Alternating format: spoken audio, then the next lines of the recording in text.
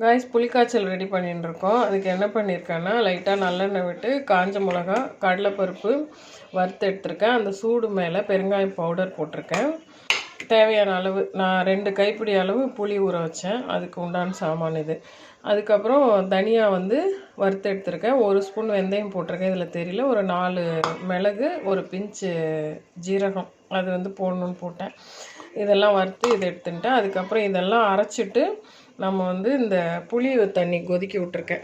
புளி வந்து தண்ணியில் கரைச்சி விட்டு கடுகு உளுத்தம்பருப்பு நல்லெண்ணெய் விட்டு தாளிச்சிட்டு புளி தண்ணி விட்டு கொதிச்சுட்டு இருக்கு. மஞ்சப்பொடி போட்டுட்டேன். அதில் வந்து நம்ம கடலைப்பருப்பு இந்த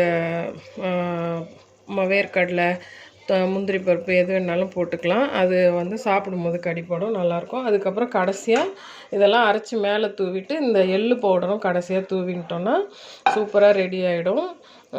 திக்காகவும் ஆகிடும் கிரேவி. காய்ஸ் இப்போ புளி தண்ணி கொதிச்சுட்டு நம்ம அந்த சாமான்லாம் ரெடி பண்ணோம் இல்லையா, அதெல்லாம் அரைச்சி எடுத்துட்டோம். இது வந்து அதில் அப்படி தூவிடலாம். இதுக்கப்புறம் தெறிக்க ஆரம்பிச்சிடும். அடுப்பை நல்லா சிம்மில் வச்சுட்டு இதை வந்து நல்லா கலரி விடணும். இதுலேயே வந்து கறி லீவ்ஸ் எல்லாமே போட்டேன் நான்.